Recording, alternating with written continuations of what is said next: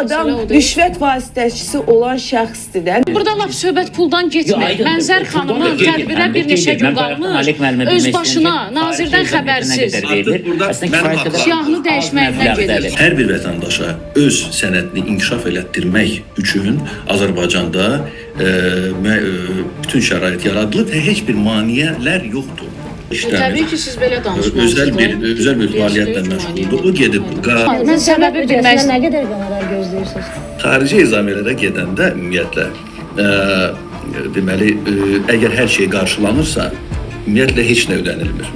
Son günlər Azərbaycan incəsənət sahəsində ciddi ittihamlar səslənir. Bir sıra tanınmış sənətçilər Mədəniyyət Nazirliyində korrupsiya və rüşvət mexanizmlərinin mövcud olduğunu iddia edirlər. Bu müzakirələr fonunda Meydan TV-yə Xorvatiyanın paytaxtı Zaqrebdə təşkil olunmuş rəsmi səfərin xərclər smetası daxil olub.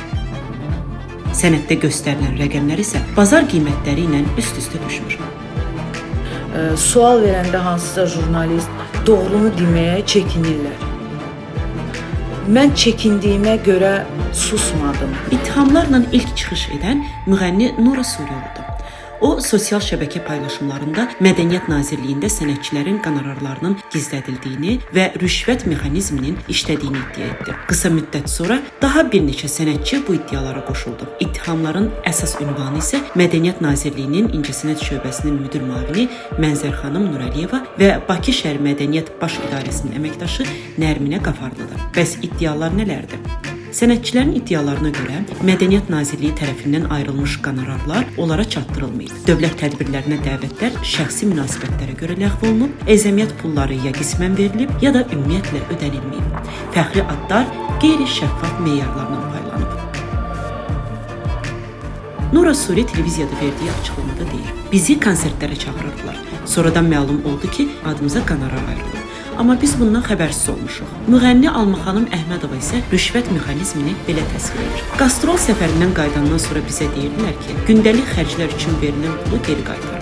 Bir dəfə müsabiqədə qalib gəlmişdim, zəng edib dedilər ki, qazandığım pulun yarısını könüllü olaraq fonda keçir.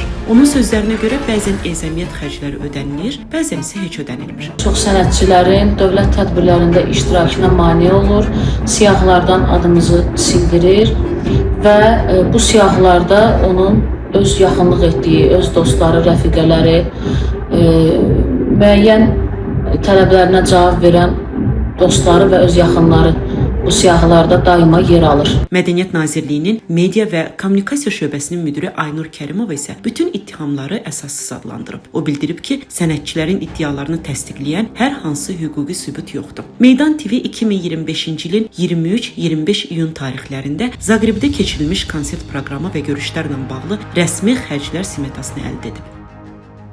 Sənəddə qeyd olunur ki, Bakı, İstanbul, Zaqreb, İstanbul-Bakı reysi bir nəfər üçün 13.000 manat, 32 nəfər üçün 128.000 manat, yəni adam başına 4.000 manat. Araşdırmamız göstərir ki, eyni istiqamət üzrə real bazar qiymətləri 1500 manat civarındadır. Yay mövsümü nəzərə alınsa belə, maksimum qiymət 2000-2500 manatdır. Bu isə 4000 manatlıq, xüsusilə də 13000 manatlıq biletin real olmadığını göstərir. Sənəddə müğənnilərə 1400-2100 manat arası qonorar göstərilir. Lakin sənətçilər bildirir ki, bəzən onlara cəmi 300 manat verilib, bəzən isə ümumiyyətlə qonorar ödənilməyib.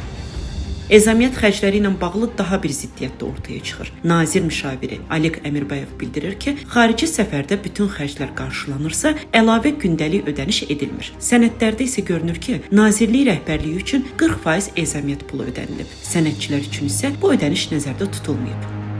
Mədəniyyət Nazirinin imzası ilə təsdiqlənmiş sənədlərdəki rəqəmlər sənətçilərin səsləndirdiyi iddialarla üst-üstə düşür. Nazirlik ittihamları rədd etsə də, mövcud sənədlər və açıqlamalar sualların hələ cavabsız qaldığını göstərir.